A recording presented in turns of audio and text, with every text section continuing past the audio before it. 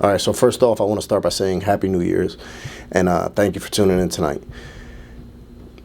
Can't wait for the new year to come. Set plenty of goals, have a lot of aspirations, things I want to accomplish. And I just want to thank you guys for coming on this journey with me and for all the support, man. Listen, you guys have become, in essence, like a second family on this channel in the chats. For that, I thank you guys. There's been times when I've been down, when I've been up, when I've been stressed, when I've been happy, when I've been sad, when I've been weak, when I've been strong. And you guys have been there all along the way. So I truly appreciate you guys. This video is going to be a little different. Today is January 2nd, 2020. My life forever changed January 2nd, 2004. Like I said, my life instantly changed that day at about 3 o'clock in the afternoon. That's the day my mother was killed. All right. And it's been rough. It's been rough. You know, it's been 16 years, but the wound's still fresh. You know, it's still something that's hard to deal with, that I struggle with at times. And, you know, so I decided to share with you guys, what that day was like for me. All right. So I'm going to set the tone, set the scene a little bit for you guys, to show you what happened leading up to that day. All right. So me and my mother, we weren't talking prior to that. Basically, I wasn't talking to her because I was being stubborn and, you know, upset and all that stuff. So her birthday is December 13th. Birthday came, I didn't get her nothing for her birthday. Didn't bother to call her, didn't bother to go see her, nothing. I was just being stubborn. Christmas came, same thing, didn't bother to go see her, none of that stuff.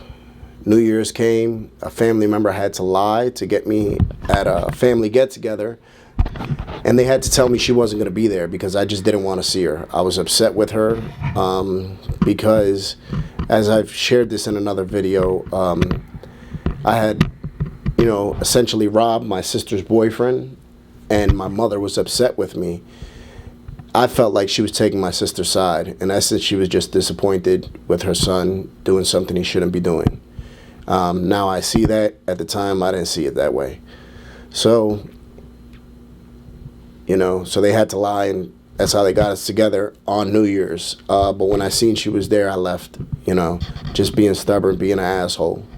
So here comes January 2nd, right?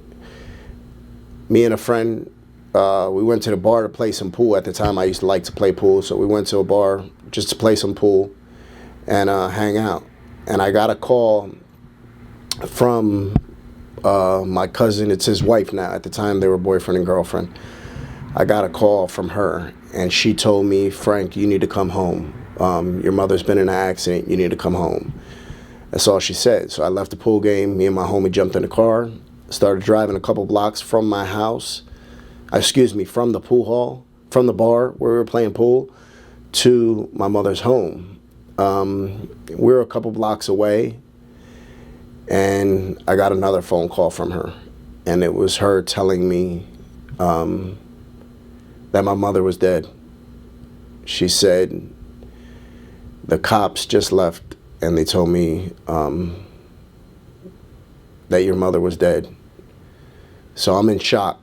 This time I'm driving, my homie's in the passenger seat, and I don't know why, but for some reason I just jumped out of the car. We were at a red light, and the car just started rolling forward.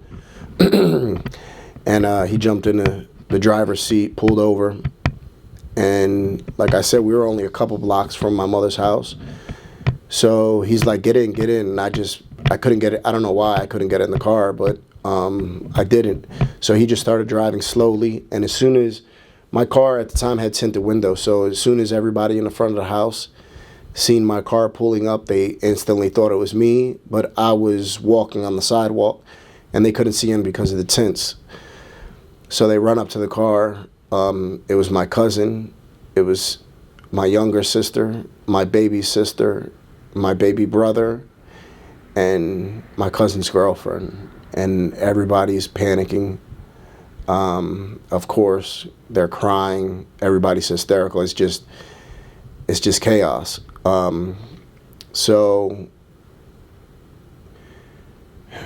I go to the house, take everybody inside, and we begin talking. And I tell them, tell me exactly what was told to you. And they begin to fill me in that the cops came to the house and basically told them that my mother was killed in a car accident. So at this time, I'm still in disbelief. We all jump in the car, in my car, in my cousin's girlfriend's car, and we begin to head to the hospital. So we get to the hospital, and I tell them that my mother was involved in an accident, and I'm here to get some information. They ask me her name. I give them her name, and I could see, they were talking amongst each other. And at the time, I was 22 years old. And then they said, just give us a couple minutes. Somebody will be right out to see you. The next person that came out to see me was a middle-aged gentleman, and I read his shirt, and it said coroner. That's all I needed to hear. I didn't even hear nothing. Matter of fact, that's all I needed to see was his shirt said coroner on it, and I knew then that it was true. He had my mom's ID on a clipboard, and my younger sister was hysterical at the time and ends up screaming, "Why do you have my mom's ID? Why do you have my mom's ID, her driver's license, on a clipboard?" So he allows us a couple minutes to gather ourselves as much as we could. This time I'm not crying or anything. I'm just in pure shock. And he comes back out a couple minutes later and tells me, he expresses his condolences and tells me that somebody has to identify her body. So, of course, I'm not going to let any of my younger siblings go do that. I was the oldest sibling that was there on the scene. My sister is older than me, but she wasn't there at the time. So I say, all right, well, I'm going to go identify her body. So I muster up the courage, go down into the basement of the hospital, into the coroner's office, and I was creeping around a corner, and it was like I knew there was something bad in there, and I didn't just want to walk straight in. It was an extremely weird feeling that I had, and mind you, I'm still in shock. I remember peeking around the corner like a little kid, and seeing the white sheet on the table. I seen the sheet, and I could see what was her feet, poking out of the sheet. And then I remember I had to stop and muster up the courage to take a couple more steps in. And I did that until I ended up at the table next to her. The coroner pulled the sheet back off her head, and my mom, she was killed in a car accident. Her and another car collided head on. My mother was killed instantly. She had her seatbelt on, airbags deployed, everything. The other person in the other car survived. Thank God, that two families didn't have to go through this, but she survived, and I don't think she was really hurt or anything like that, by the grace of God. And I remember just looking at her, and it didn't really look like her. I thought, she had a cut on her forehead and a cut going through her eye. And she wasn't bleeding or anything, because her heart stopped pumping and stuff like that. But there was still blood on her face. They tried to clean her up as much as they could. But it still wasn't a good scene. I remember thinking also that her neck was a little swollen, and didn't look right. It looked sort of like something was wrong there. So I don't know if she had some type of damage to her neck. The cause of death on the autopsy report was blunt force trauma to the head and blunt force trauma to the chest. And I remember just looking at her, and it was the worst thing I've ever seen, to see my mother, who, because of my stubbornness, I wasn't speaking to at the time, laying there dead, lifeless. She wasn't moving. And I was I just kept on looking at her hands and stuff and just expecting her to move or flinch or something. So basically I could be like awakened from this nightmare.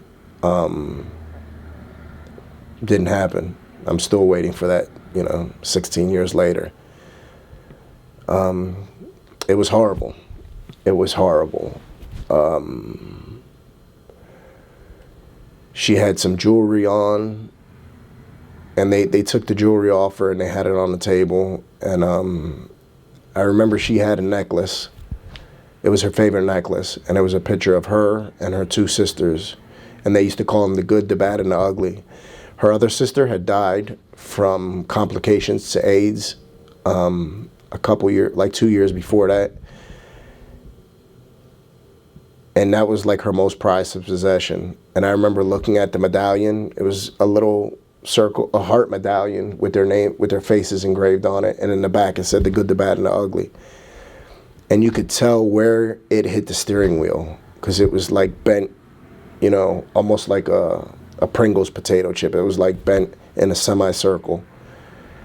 And I grabbed it and went to put it in my pocket in the corner and said, look, he said, you can't take that. He said, we have to finish processing everything and then we can give you her belongings. And I told him, I said, I'm leaving with it, and he let me have it. And I stood in that room for about 5 or 10 minutes, and I wanted to leave, but I didn't want to leave. And then I was just struggling back and forth, because I was like, damn, am I going to leave my mom here? Is this the last time I'm going to see her?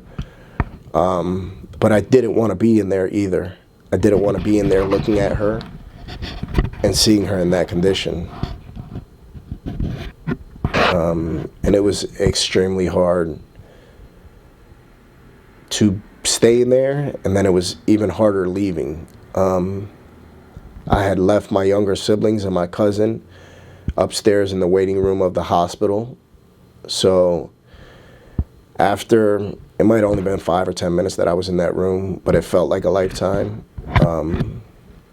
I left.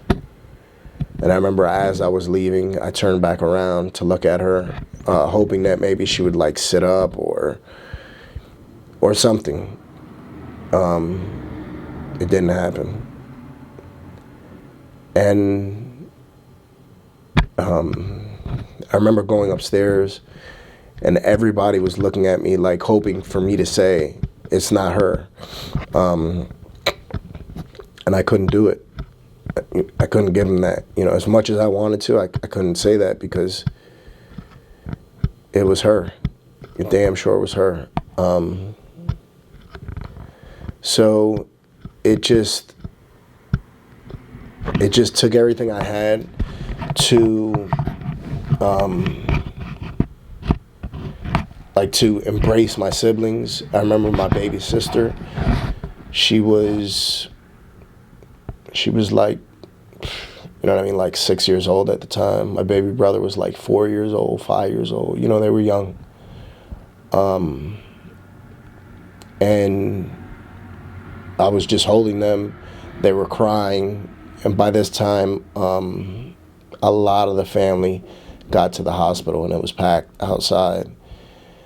And everybody was hysterical crying. And it was essentially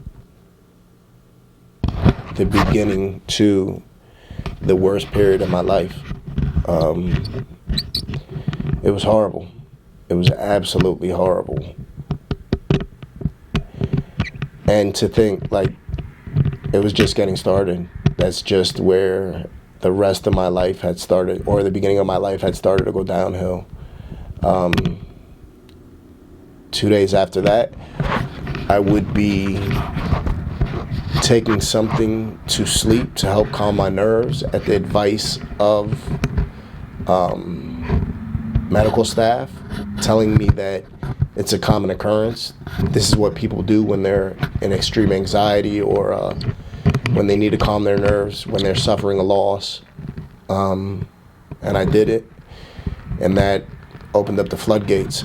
A couple days later, I was taking Percocets for the first time, which led to heroin, and then that just led to a whole bunch of self-medicating, and it was horrible. It was horrible to see my mother there on that coroner slab. The smell of the room, I'll never forget. How cold the room was, I'll never forget. Seeing her face, I'll never forget. It's a lot of stuff that that changed my life in an instant that day.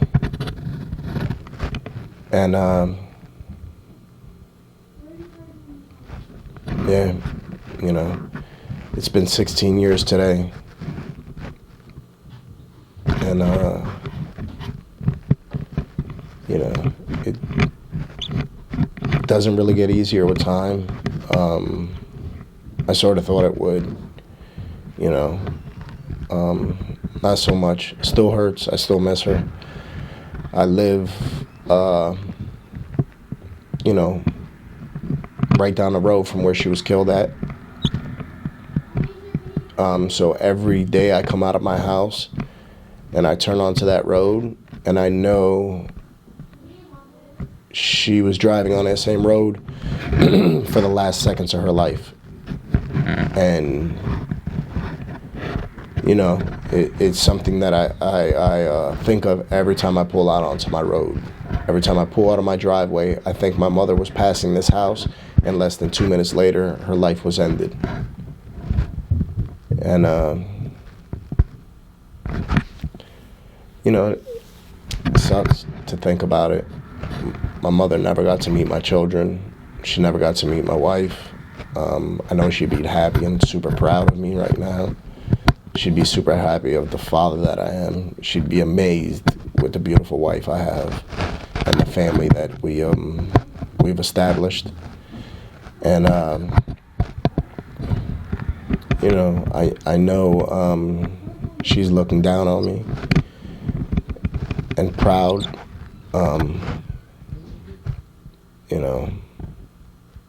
I just sort of wish she could be here to see it. I could talk to her, things like that. Just can't happen though. And I remember I was so angry with God after that for so long. I was like, how could there be a God? If there was a God, he wouldn't have took a mother from her 5 children. All that type of stuff. It took me a long time to get over that. So just recently, about 14 years it took me to just even be able to deal with it or speak about it. So I guess if anything, I've learned to appreciate life, appreciate those you have around you, live your life to the fullest, never be content, keep pushing, keep striving. Those are things that I've learned through this. Don't take a second for granted. Life could change at any minute. Any minute, it could be taken away. So make sure you tell those that you love, that you care about, how much you love them, how much you care about them, how much you appreciate them in your life. Because it's so easily to be taken away. So easily it could be taken all away.